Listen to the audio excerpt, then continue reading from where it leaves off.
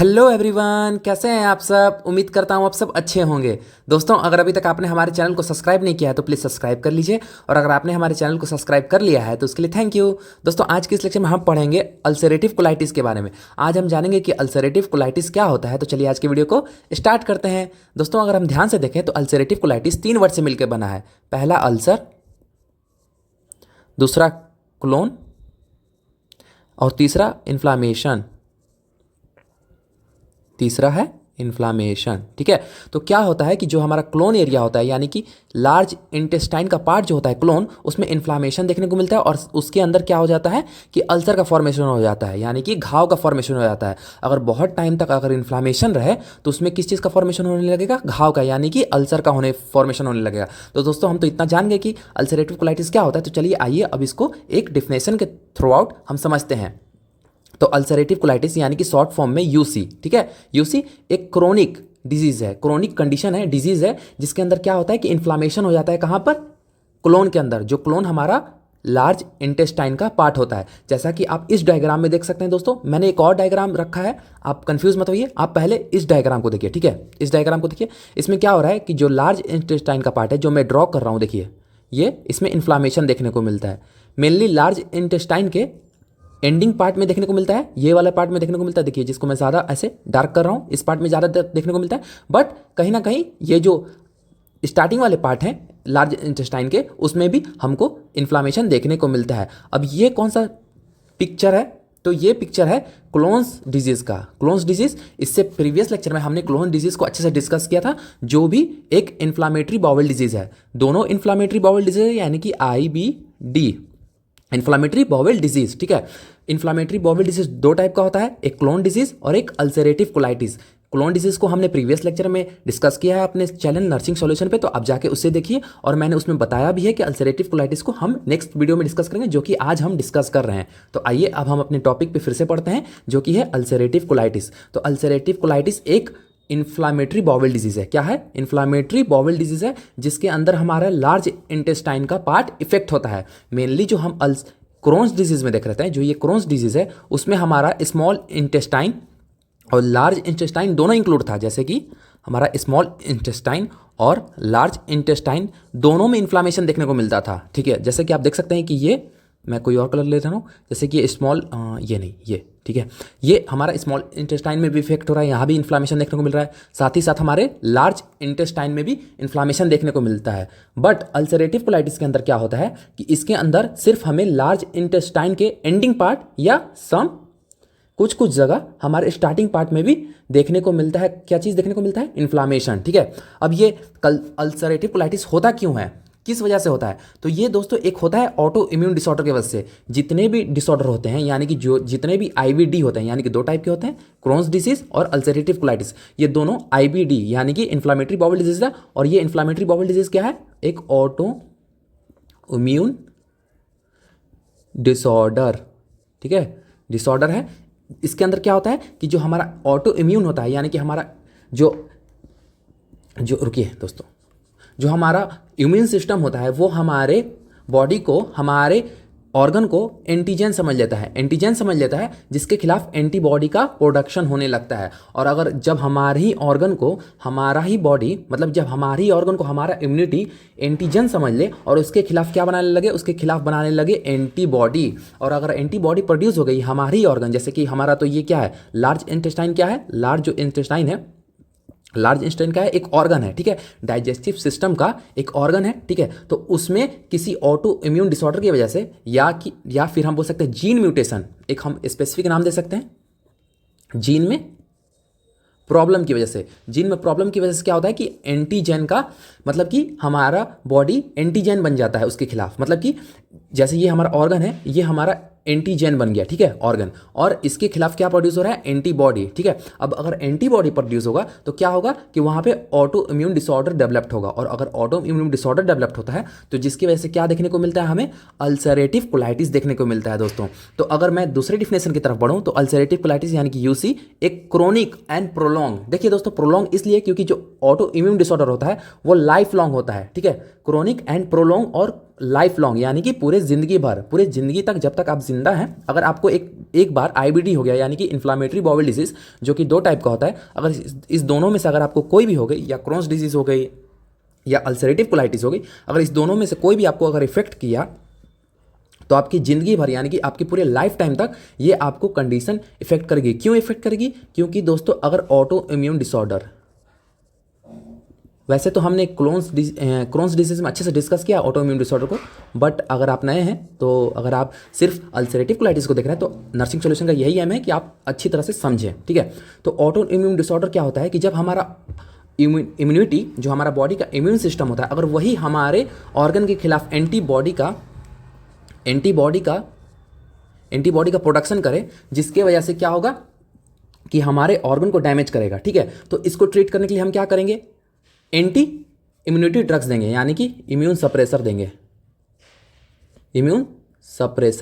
ठीक है। Immune suppressor drugs देंगे, जिसकी वजह से क्या होगा कि हमारा जो इम्यूनिटी है, मतलब कि इम्यूनिटी है वो ऑटो इम्यून डिक्रीज होगा, यानी कि हमारा जो इम्यूनिटी है डिक्रीज होगा। और अगर डिक्रीज होगा तो क्या होगा कि जितने अलग अलग माइक्रो ऑर्गेनिज्म है जो हमारे इन्वायरमेंट में प्रेजेंट है, पैथोजेंस,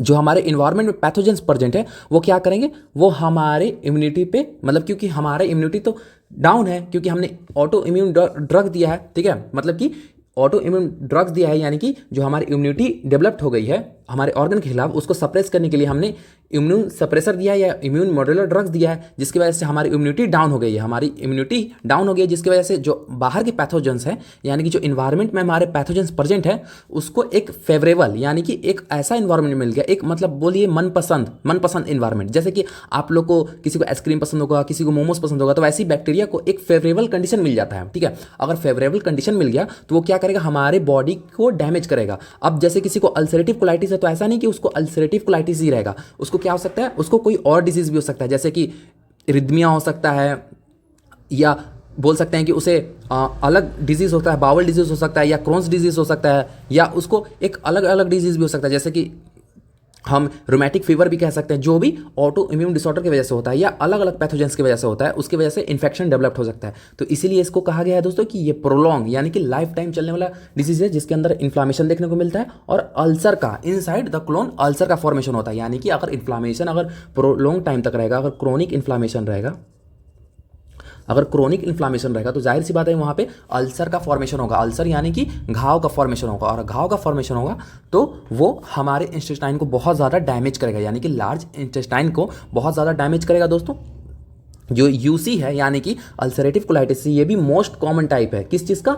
हमारे इन्फ्लामेटरी बाउल डिजीज़ का। मेनली तो इन्फ्लामेटरी बाउल डिजीज़ 2 टाइप के होते हैं, बट ये भी बहुत ज़्यादा फेमस है। अगर किसी पर्सन को क्रोन्स डिजीज़ हो रहा है तो उसको ये भी चांसेस होते हैं, या ये भी एक होता है कि रिस्क फैक्टर होता है कि उसे अल्सरेटिव कोलाइटिस भी हो जाए। तो ये भी एक क्रोन्स डिजीज़ की तरह ही बहुत ज़्यादा फेमस एक डिजीज़ है, जो कि ऑटो इम्यून डिसऑर्डर की वजह से होता है। यानी कि हमारी इम्यूनिटी हमारे ही ऑर्गन को एंटीजन समझ ले, जैसे ये हमारा ऑर्गन हो गया, इसको एंटीजन समझ ले और इसके खिलाफ क्या चीज़ प्रोड्यूस करे? एंटीबॉडी। और अगर एंटीबॉडी और एंटीजन मतलब कि रिएक्शन होगी तो उसके बाद क्या फॉर्मेशन होगा? वहाँ पे इन्फ्लामेशन का फॉर्मेशन होगा। और अगर इन्फ्लामेशन को कम करने के लिए हम क्या देंगे?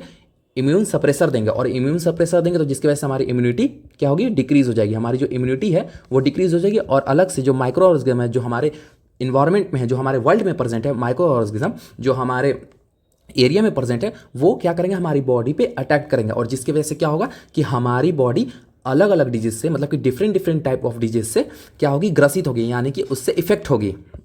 तो मैं उम्मीद करता हूं दोस्तों कि आपको अल्सरेटिव कोलाइटिस अच्छे से समझ में आ रहा होगा दोस्तों। ये एक लाइफ लॉन्ग कंडीशन है जो कि क्योर नहीं हो सकता। क्योर इसलिए नहीं हो सकता है दोस्तों क्योंकि जैसे हमने ऊपर डिस्कस किया, फिर भी मैं बता देता हूं कि जो ऑटो इम्यून डिसऑर्डर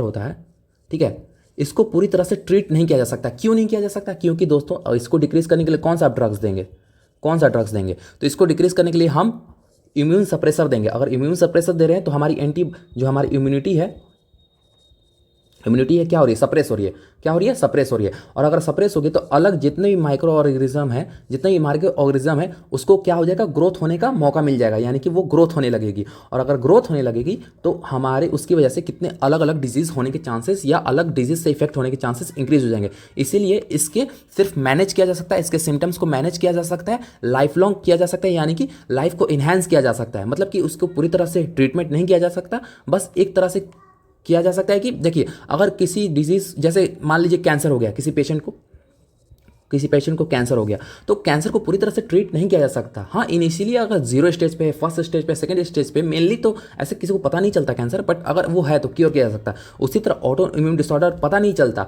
बट अगर ये जब क्रोनिक स्टेज में चला जाए तो इसको क्योर करना इंपॉसिबल होता है। बस इसकी हम जैसे कि साइड इफेक्ट को कम कर सकते हैं, जैसे कि जो इसके सिम्टम्स हैं, जो इसके साइन एंड सिम्टम्स है, उसको कम कर सकते हैं। कैसे कम कर सकते हैं, ड्रग्स देकर। और अगर ड्रग्स देते हैं तो गलती से अगर हम ड्रग्स दिए इम्यून सप्रेसर, तो क्या करेंगे कि वो हमारी इम्यूनिटी को डिक्रीज करेगी, जिसके वजह से हमें अलग अलग माइक्रो ऑर्गेनिज्म से सामना करना पड़ेगा, लड़ना पड़ेगा। और जिसकी वजह से हमारा इम्यूनिटी तो है नहीं कि लड़ेगा, तो क्या करेगा, माइक्रो ऑर्गेनिज्म हमारे बॉडी को इफेक्ट करेगा। बस इसीलिए इन्हांस किया जा सकता है लाइफ को, लाइफ टाइम तक ये बीमारी चल सकती है। मैं सिंपल वर्ड में बोलूँ दोस्तों तो क्या होता है कि ये ज़िंदगी आपका कभी पीछा नहीं छोड़ सकती। सिंपल सी वर्ड में बोलूँ तो ज़िंदगी भर आपको दवा खाना होगा, और दवा की वजह से ही ये कम हो सकता है। बिना दवा के इसका कोई इलाज नहीं है ऑटो इम्यून डिसऑर्डर का। ठीक है दोस्तों, आपको उम्मीद करता हूँ मैं अच्छी तरह से ये डिफिनेशन और अल्सरेटिव कोलाइटिस का क्लियर हुआ होगा। तो जैसे कि मैं एक चीज़ और डिस्कशन करना चाहूँगा दोस्तों, कि जैसे जो इन्फ्लामेटरी बाउल डिजीज़, ये 2 टाइप का होता है। क्रोन्स डिजीज़, जिसको हमने प्रीवियस लेक्चर में डिस्कस किया, और आज हम डिस्कस कर रहे हैं अल्सरेटिव कोलाइटिस। तो आइए अब अल्सरेटिव कोलाइटिस के टाइप्स को हम डिस्कस करते हैं। तो सबसे पहला टाइप्स को हम देखते हुए डिस्कस करते हैं अल्सरेटिव प्रोटाइसिस। अल्सरेटिव प्रोटाइसिस, इसमें क्या होता है कि इन्फ्लामेशन होता है हमारे रेक्टम एरिया और सिग्मोइड कोलोन। ठीक है, अब रेक्टम एरिया या सिग्मोइड कोलोन क्या होता है, तो देखिए ये जैसे हमारा, रुकिए,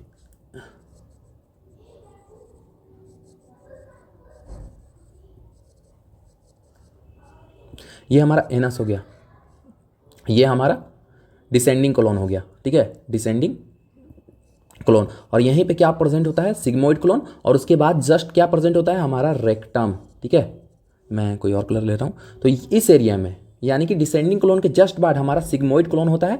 उस एरिया से लेकर हमारे रेक्टम एरिया, यानी कि एनएस से पहले वाले हिस्से, एनएस से पहले वाले हिस्से तक क्या हो जाता है, इन्फ्लामेशन देखने को मिलता है। उसे ही हम अल्सरेटिव प्रोटाइटिस बोलते हैं, प्रोस्टाइटिस बोलते हैं, जिसमें हमें क्या देखने को मिलता है कि रेक्टम एरिया और सिग्मोइड कोलोन में इन्फ्लामेशन देखने को मिलता है। लेफ्ट साइड कोलोसाइटिस, इसमें क्या होता है कि जो हमारा लेफ्ट साइड होता है कोलोन का, यानी कि जो लेफ्ट एरिया होता है, जैसे कि एक सेकंड दोस्तों,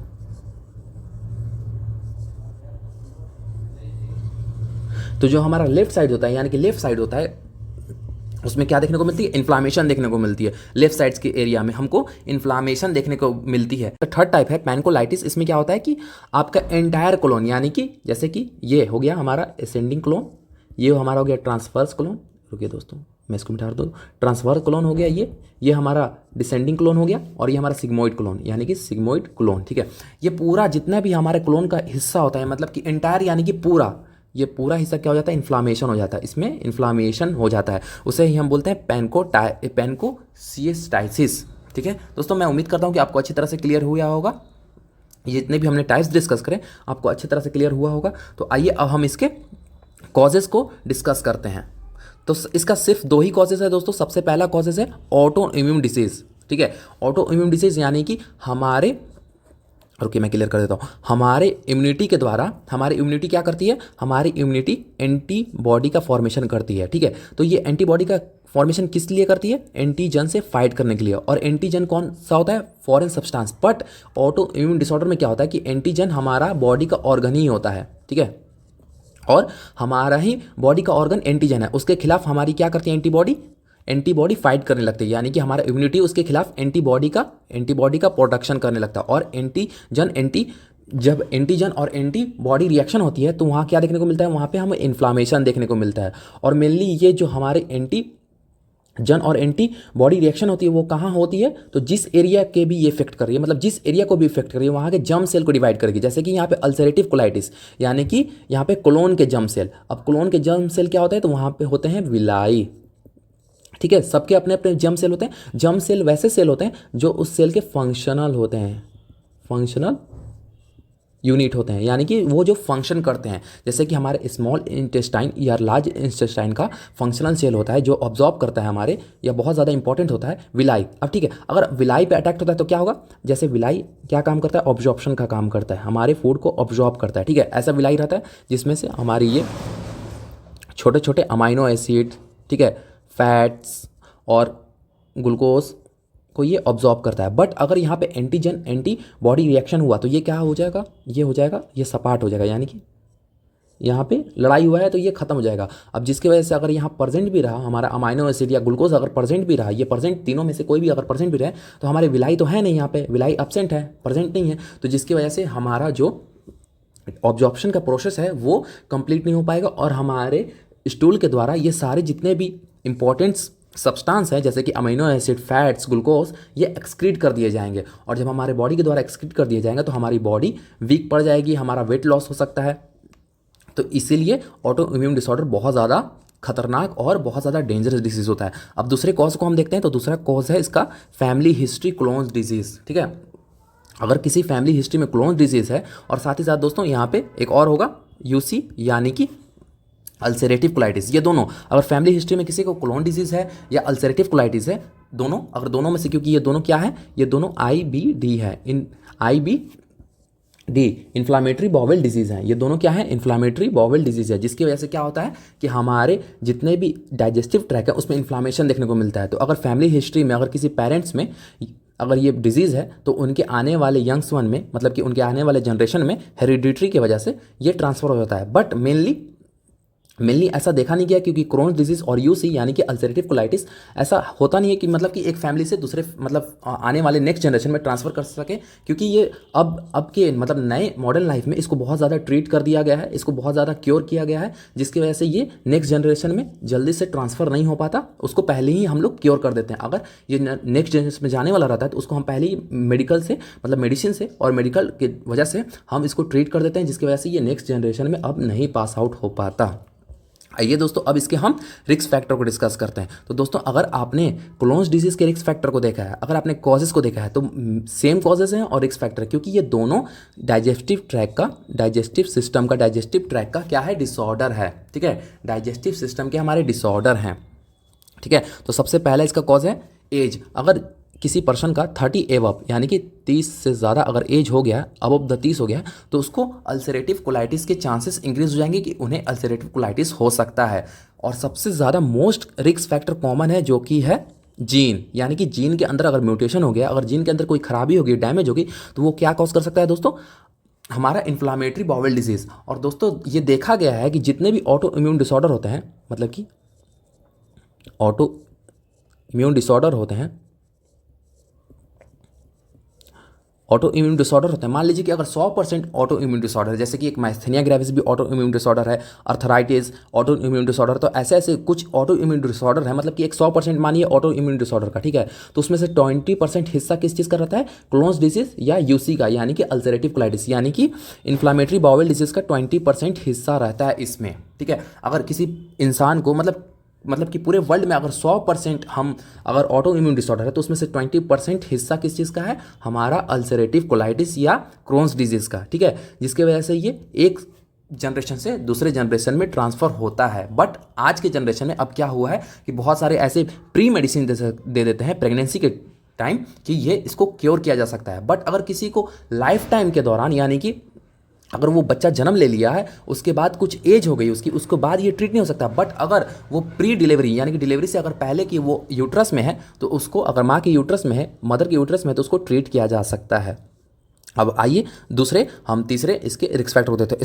स्मोकिंग एक मोस्ट इंपॉर्टेंट कॉजेज है, मोस्ट इंपॉर्टेंट रिस्क फैक्टर है सारे डिजीज़ का, क्योंकि स्मोकिंग के अंदर निकोटीन होता है जो कि हमारे इम्यूनिटी को सप्रेस करता है, जिसकी वजह से क्या हो जाता है, क्लोन्स डिजीज़ या यूसी।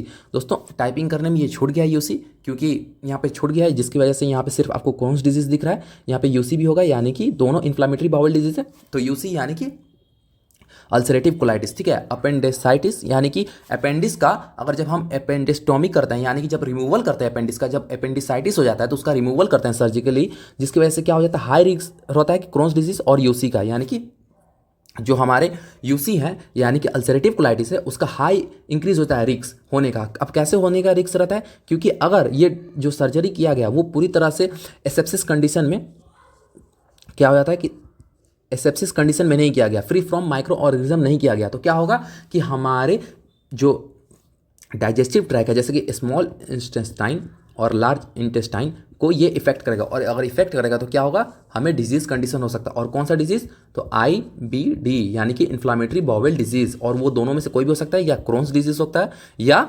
अल्सरेटिव कोलाइटिस, दोनों के चांसेस होते हैं 50-50, दोनों में से कोई भी वो हो सकता है। स्ट्रेस भी एक बहुत बड़ा कंट्रीब्यूशन करता है किस चीज़ में, हमारा IBD होने में यानी कि अल्सरेटिव कोलाइटिस होने में स्ट्रेस भी बहुत ज़्यादा अपना एक होता है ना इंपॉर्टेंस देता है कि हाँ मैं भी हूँगा। क्यों स्ट्रेस, क्योंकि अगर जब भी हम फूड को कंज्यूम करते हैं, हम फूड खाते हैं, डाइजेशन होता है, तो डाइजेशन तब होता है जब हमारा पैरासिम्पैथिक नर्व एक्टिव होता है, बट हमारे स्ट्रेस के दौरान हमारा पैरासिम्पैथिक नर्व जो एक्टिव नहीं हो पाता, जिसकी वजह से क्या होता है कि अगर हम स्ट्रेस में रहेंगे तो डायरिया या वाटरी स्टूल, कॉन्स्टिपेशन, ऐसे ऐसे प्रॉब्लम देखने को मिलेगी स्ट्रेस की वजह से, जिसकी वजह से क्या होता है कि हमारा जो फूड है अच्छी तरह से डाइजेस्ट ना होने की वजह से हमारे बॉडी को अच्छी तरह से एक एनर्जी नहीं मिल पाती, जिसकी वजह से IBD होने के चांसेस इंक्रीज हो जाते हैं। आइए दोस्तों अब हम सिम्टम्स डिस्कस करते हैं अल्सरेटिव कोलाइटिस के, कि क्या क्या सिम्टम्स होते हैं। अगर किसी पेशेंट को या किसी इंडिविजुअल को अल्सरेटिव कोलाइटिस हो गया तो उसमें क्या क्या हमें सिम्टम्स देखने को मिलेंगे। तो सबसे पहले एब्डोमेन पेन या क्रैम्प्स, जो एब्डोमेन एरिया में, क्योंकि हमारा जो लार्ज इंटेस्टाइन होता है वो एब्डोमेन एरिया में लाई करता है, तो वहाँ पे हमको पेन क्रैम्प्स देखने को मिलेगा, क्रोनिक डायरिया देखने को मिलेगा क्योंकि वाटरी स्टूल, साथ ही साथ हमारे loss of appetite and weight loss, यानी कि लॉस ऑफ एपेटाइट, भूख नहीं लगना। और भूख क्यों नहीं लगेगा, क्योंकि हमारा जो एब्जॉर्प्शन का प्रोसेस है, जो एब्जॉर्प्शन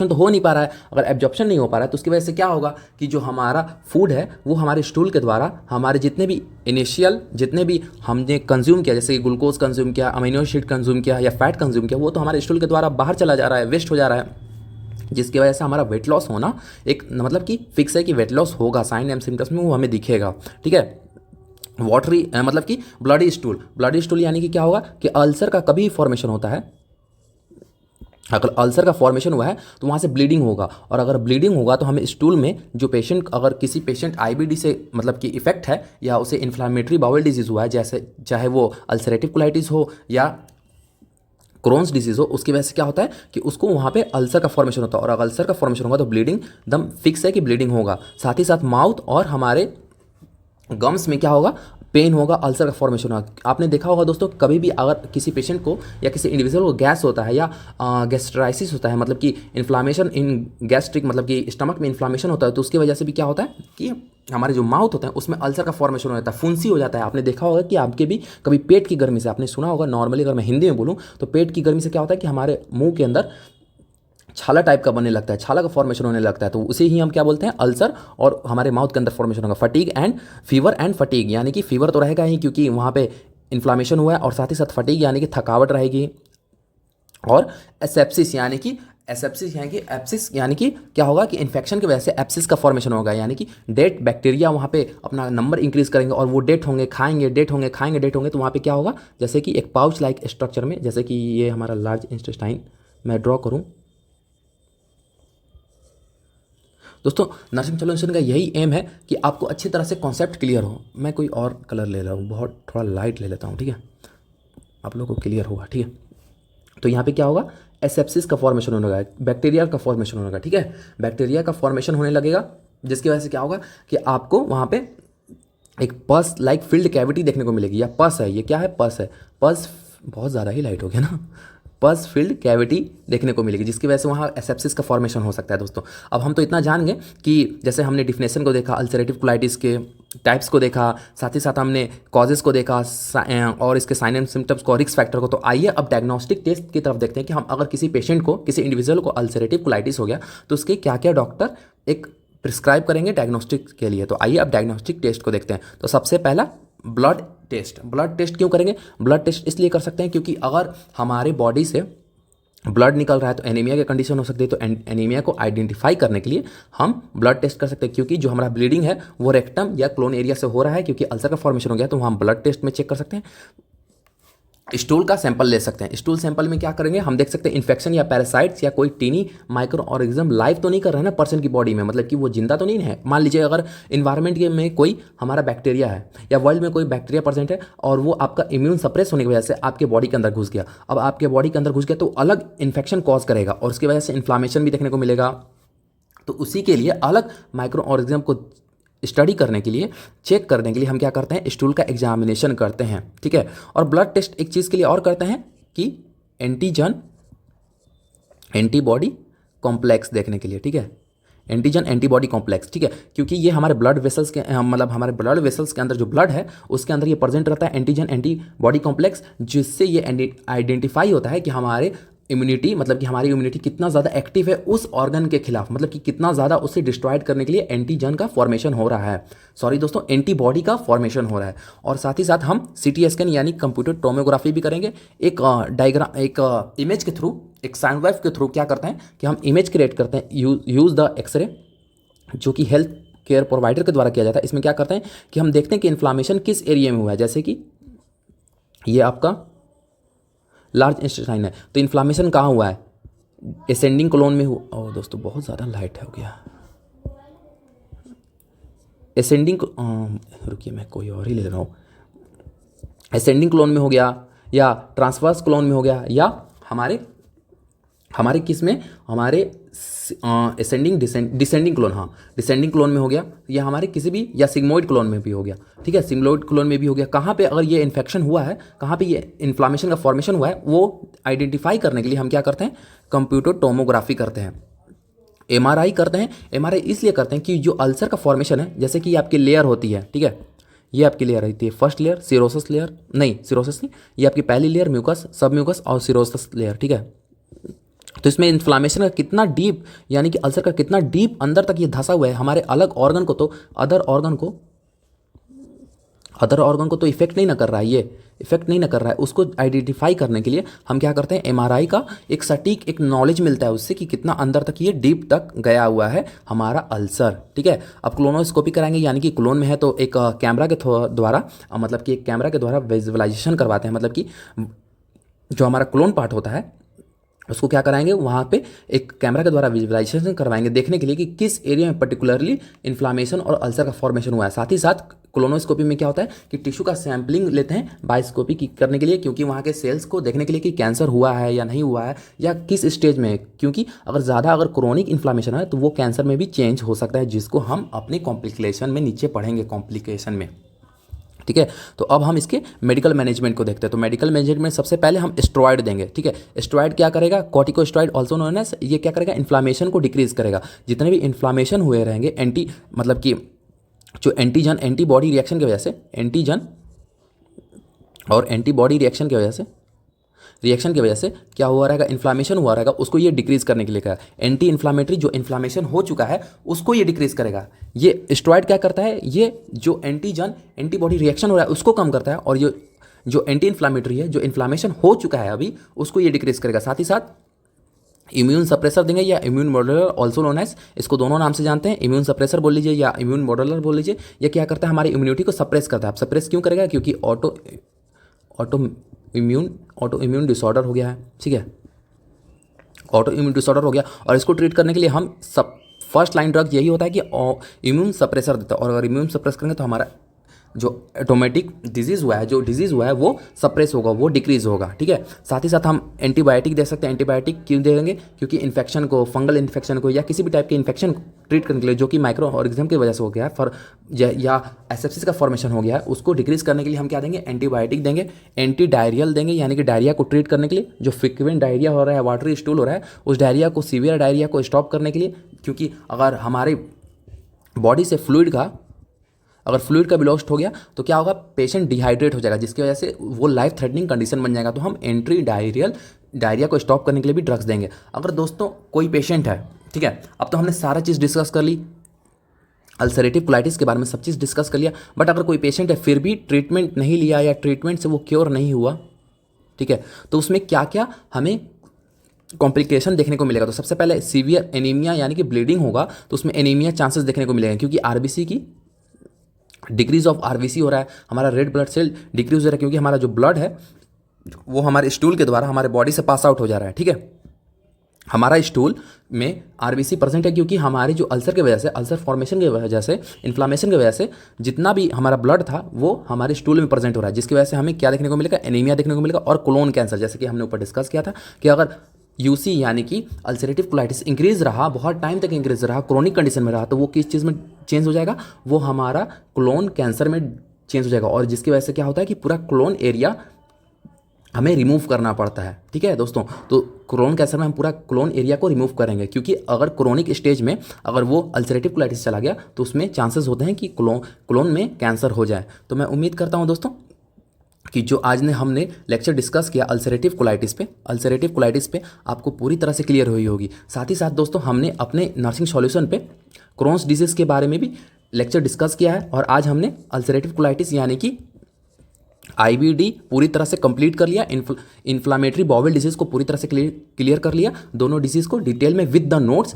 जो कि हमारे डिस्क्रिप्शन में, चैनल के डिस्क्रिप्शन में आपको मिल जाएगी। तो दोस्तों हमारे चैनल को जल्दी से जल्दी सब्सक्राइब करें, अपना प्यार दें, क्योंकि आपके प्यार ही से नर्सिंग सॉल्यूशन चैनल है।